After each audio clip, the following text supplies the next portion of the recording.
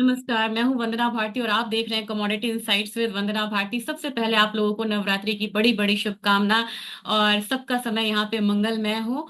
और बात होगी यहाँ पे आज जिस दिन यहाँ पे हम लोगों ने देखा था मूव आता हुआ, यानी कि मंगलवार को हम लोगों ने देखा था कि एकदम से गोल्ड और सिल्वर में अपसाइड आया था, क्रूड में अपसाइड आया था, क्योंकि वहां पे वोलाटिलिटी इंडेक्स जो है बिल्कुल हायर साइड गया था, जो कि बताता है कि किसी भी समय में मार्केट में इकोनॉमी में कितनी वोलाटिलिटी है। और वहां पे हम लोगों ने रात में फॉल आता हुआ देखा था एसएनपी में और बाकी स्टॉक मार्केट में, जिसकी वजह से हम लोगों ने एक लंबा छलांग देखा था कि गोल्ड और सिल्वर ने यहाँ पे लगाया था। तो वहां पे मैंने एक वीडियो भी अपडेट किया था, इनफैक्ट रात के समय में वीडियो अपडेट किया था। और कल मार्केट में छुट्टी थी और आज के दिन हम लोगों ने एक वोलाटाइल मूव आता हुआ देखा। लेकिन ओवरऑल अगर देखा जाए तो गोल्ड सिल्वर यहाँ पे शांत दिख रहा है। और वजह जानेंगे कि क्यों यहाँ पे शांत है, क्योंकि ऑलरेडी आप देखेंगे जो वॉर फैक्टर है वो थोड़ा सा यहाँ पे डिस्काउंट हो चुका है। और जितने भी कमोडिटीज हैं वहां पे एक फॉल आ रहा है और एक करेक्शन फेज में है। और ओवरऑल अगर हम डॉलर इंडेक्स देखें तो डॉलर इंडेक्स में एक अपसाइड जो है वो देखने को मिल रहा है। तो फटाफट देर नहीं करते हैं, चलते हैं चार्ट्स की तरफ, क्योंकि चार्ट्स पे आप ज्यादा बेहतर तरीके से जान पाएंगे। तो चार्ट्स में अगर मैं यहाँ पे दिखाना चाहूँ तो सबसे पहले मैं आपको विक्स की तरफ लेके जाना चाहूंगी, क्योंकि विक्स ने काफी स्ट्रॉन्ग एक मूव दिया था, ये आपको देखना चाहिए। ये फ्राइडे का मूव आया था जब वॉर की बात यहाँ पे शुरू हुई थी, यानी अटैक की बात शुरू हुई थी। और ये आवरली इंडेक्स मैंने इसलिए दिखाया, आवरली चार्ट इसलिए दिखाया ताकि आप बिल्कुल देख पाए कि क्या हुआ था उस समय। और यहीं से एक अपसाइड हम लोगों ने आता हुआ देखा था, गोल्ड और सिल्वर में भी इन लोगों ने एक अपसाइड आता हुआ देखा था। और मार्केट भागी थी, लेकिन फिर मार्केट वहां से करेक्ट भी हुई थी। अब देखते हैं कि आज के दिन में यहाँ पे किस तरीके की मूव हो सकती है। तो हम यहाँ पे थोड़ा सा ले लेते हैं, पहले तो स्पॉट गोल्ड से ही शुरुआत शुरुआत कर लेते हैं। तो स्पॉट गोल्ड में अगर हम यहाँ पे डेली का डेटा ले तो मुझे लग रहा है कि आज अब यहाँ पे थोड़ा सा एक मूवमेंट आनी चाहिए करेक्शन की। और करेक्शन आप देखेंगे, रैली यहाँ पे थक रही है, रैली थक रही है। और दूसरी चीज ये है कि डॉलर इंडेक्स में एक हायर साइड देखने को मिल रहा है, यहाँ पे एक पॉज आ सकता है। बहुत ज्यादा नहीं, लेकिन मैंने आपसे बार बार यही कहा है कि 2648 अगर नीचे की तरफ ब्रेक करता है तो नेक्स्ट मेरा जो टारगेट है गोल्ड में फॉल का वो 2630 का। इनफैक्ट मैं सिर्फ उतना ही लगा के चलूंगी, क्योंकि मार्केट बहुत ज्यादा यहाँ पे वोलाटाइल हो रहा है। और यहाँ पे आप देखेंगे 2643 अगर तोड़ता है तो नेक्स्ट आप यहाँ पे, इनफैक्ट यहाँ पे 2618 तक के भी लेवल्स जो है वो बन रहे हैं। तो एक करेक्शन का वेट करिए, लेकिन हमारा कोई भी क्रूशियल पॉइंट, क्रूशियल मूव तभी आएगा जब यहाँ पे 2641 से नीचे प्राइसेस जो है वो नीचे की तरफ आएगा। अगर यहाँ पे बात की जाए सिल्वर की, तो यहाँ पे भी मुझे लग रहा है कि एक करेक्शन जो है चार्ट बहुत इजीली दिखा रहा है और इसको हमारी मार्केट जो है वो यहाँ पे ट्रैक कर सकती है। तो यहाँ पे भी करीब करीब मुझे 20 सेंट्स तक का फॉल दिख रहा है।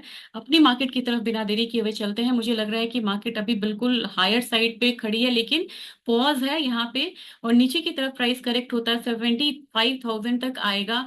और आपको कैसे लगेगा कि अगर यहाँ पे मार्केट पलटती है, मैंने बोला कि करेक्शन आ रहा है और एक अपसाइड देखने को मिले, तो कब आप कैसे पोजीशन लेंगे, ये यहाँ पे मैं बताना चाह रही हूँ। अगर ये हाई आपको टूटता है, ये कल की क्लोजिंग जो हुई थी, क्लोजिंग आपको हुई थी 75,666 पे, उससे ऊपर जाता है तभी यहाँ पे बाइंग करें, नहीं तो आप वेट करें। अगर आपको लग रहा है कि 75,450 से नीचे मार्केट स्टेबल हो रही है, तो मुझे लग रहा है प्राइसेस करेक्ट होके एक बार 75,100 आ सकता है। कल का डेटा यहाँ पे अच्छा है और आपको कल नॉन फार्म पेरोल डेटा अच्छा है। और अगर डेटा अच्छा आता है तो यहाँ के बाजार में या गोल्ड के मार्केट में यहाँ पे एक फॉल देखने को मिलेगा।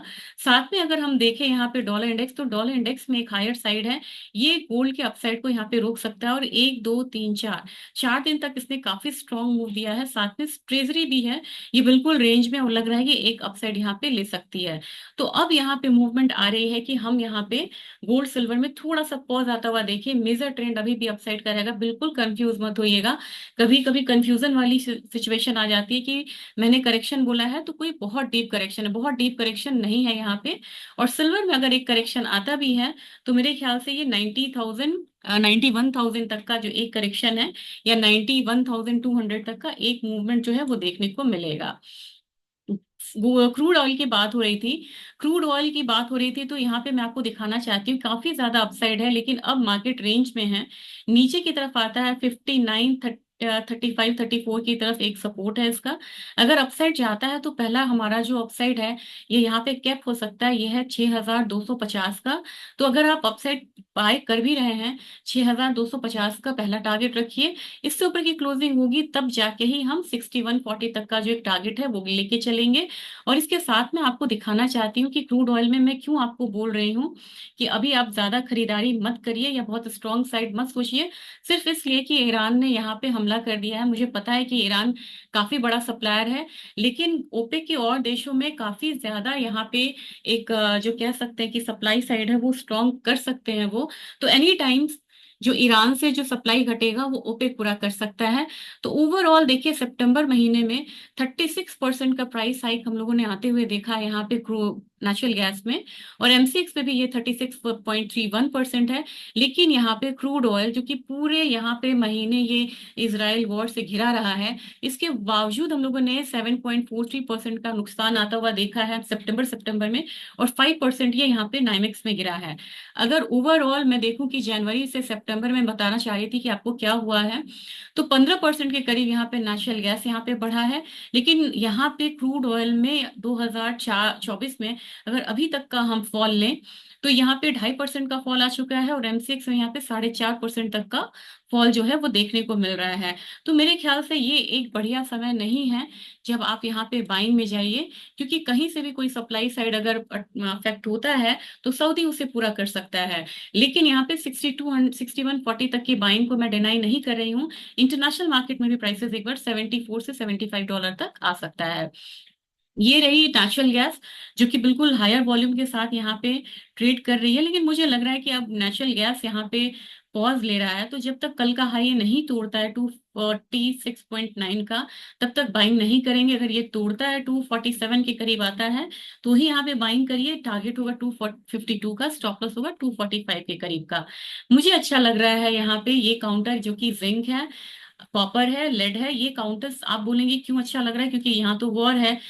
बहुत ज्यादा इफेक्ट आप देखेंगे कि चाइनीज मार्केट एक एक दिन में 22% तक का मूव ले रहा है, और काफी लॉन्ग कंसोलिडेशन के बाद जिंक यहाँ पे बढ़ा है।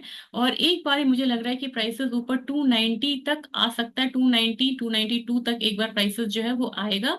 और यहाँ पे लेवल में बढ़ाना चाहूंगी, तो ये बाइंग आप यहाँ पे कर सकते हैं। कल का डेटा भी यहाँ पे बढ़िया है, और जब चाइनीज मार्केट ओपन होगी मंडे को, तो यहाँ पे हम एक बेस मेटल में मूव आता हुआ देख सकते हैं। वो डिफाइनिंग मूव होगा, क्योंकि यहाँ पे बायर्स जो हैं, चाइनीज ट्रेडर्स जो हैं, वो यहाँ पे वापस आएंगे, जो कि अभी अपना नेशनल डे मना रहे हैं।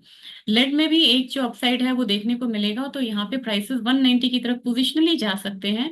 और मुझे एल्यूमिनियम जैसी कमोडिटी अच्छी लग रही है, जिससे मुझे लग रहा है कि अभी भी यहाँ पे 247.6 तक के लिए आप यहाँ पे बाइंग कर सकते हैं, जो कि मैंने एक बार यहाँ पे लगा के रखा हुआ है। तो इन सब कमोडिटी में एक फायदा, एक अपसाइड आता हुआ दिख सकता है। लेकिन क्रूड में एक पॉज आ सकता है, और गोल्ड सिल्वर में एक पॉज आ सकता है।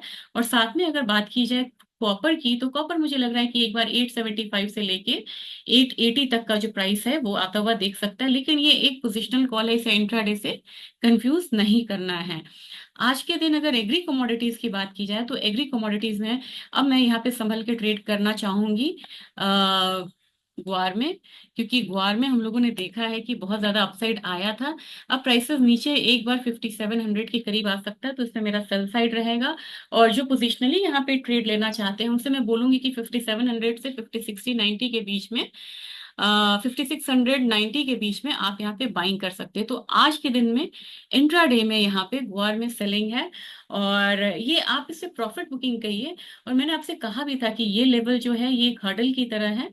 अगर चार्ट को मैं मतलब थोड़ा सा छोटा करके दिखाऊं, मैं आपको दिखा देती हूँ, इनफैक्ट इसमें क्लैरिटी आ जाएगी। ये लेवल पे यहाँ पे हर्डल्स आते हैं, तभी मैंने कहा है कि ये लेवल्स को क्रॉस करके अगर क्लोजिंग देता है तो फिर 6000, और नेक्स्ट हमारा 6200 का टारगेट ग्वारसीड में होगा। ग्वारगम देखें तो ज्यादा मुझे स्ट्रांग लग रहा है। आज के दिन में यहाँ पे भी प्रॉफिट बुकिंग है, एक हल्की प्रॉफिट बुकिंग इसमें आ सकती है। और नीचे की तरफ प्राइस आता हुआ आप देख सकते हैं 11500 तक का या 400 तक का। तो वहां तक के लिए सेलिंग करें, और वहां प्राइसेस आते हैं तो पोजिशनल बायर तैयार रहे बाइंग के लिए। और कल मैं आपको बताती हूँ कि बाइंग की पोजीशन आपको कहाँ पे लेनी चाहिए। और अभी थोड़ा प्रेशर जो है एग्री काउंटर में बना रहेगा। कैस्टर में मैं बाय रिकमेंडेशन दी थी और मैंने कहा था कि 7,000 तक प्राइसेस आएगा। 7,000 का प्राइस का हाई लग चुका है। अब यहाँ पे आपको सेलिंग करना चाहिए, सेलिंग करना चाहिए तो 68-90 के करीब सेलिंग करिए। बहुत लंबा टारगेट यहाँ पे हम नहीं लेंगे क्योंकि बहुत स्ट्रॉन्ग कमोडिटी है और ये 25 में भी बहुत अच्छी कमोडिटी साबित होने जा रही है। तो यहाँ पे सिर्फ 6800 के लिए आप सेलिंग करिए और इसके लिए स्टॉप लॉस लगाना होगा 6940 का। और रही बात स्पाइसेस काउंटर की, स्पाइसेस काउंटर में अभी जीरे में एक फॉल आ सकता है और भी ज्यादा।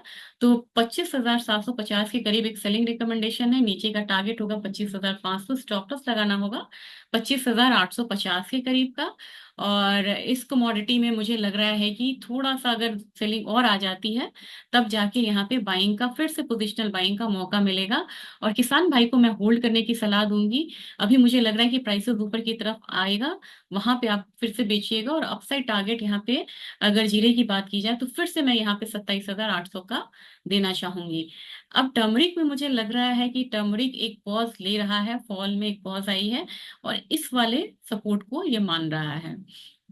तो यहाँ से बाइंग आती भी है तो मुझे लग रहा है 14,000 तक की बाइंग आएगी। तो 13,600 पे कंफर्मेशन आए तो बाइंग करिए, 14,000 का टारगेट रखिए।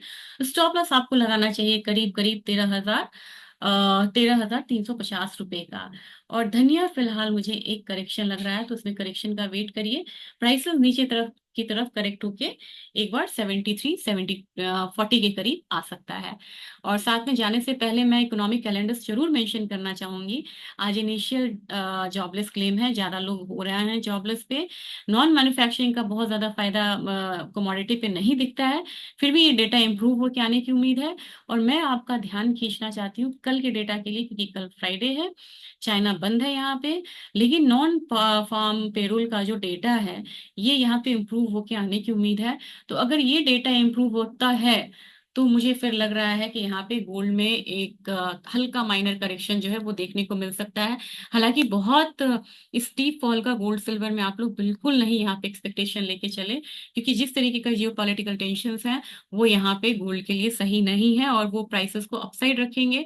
हालांकि कल मैं एक स्पेशल वीडियो में शेयर करूंगी कि गोल्ड के न्यू ट्रेंड्स क्या हैं और इसके साथ साथ कैसे चाइना यहाँ पे बाइंग कम कर रहा है रिकॉर्ड हायर प्राइस पे, किस तरीके से लोग मतलब प्रॉफिट बुक करने के लिए गोल्ड सेल कर रहा है। तो इसका भी असर जो है वो गोल्ड प्राइसेस पे देखने को मिलेगा। तो आपका दिन शुभ हो, इसके साथ मैं यहाँ पे वीडियो खत्म करना चाहूंगी। और इसे ज्यादा से ज्यादा आप शेयर करिए ताकि जो रीच है वीडियो की वो बढ़े और साथ में ज्यादा से ज्यादा लोग कमोडिटी मार्केट के बारे में, ट्रेडिंग्स के बारे में और ट्रिगर्स के बारे में जान पाए। Thank you.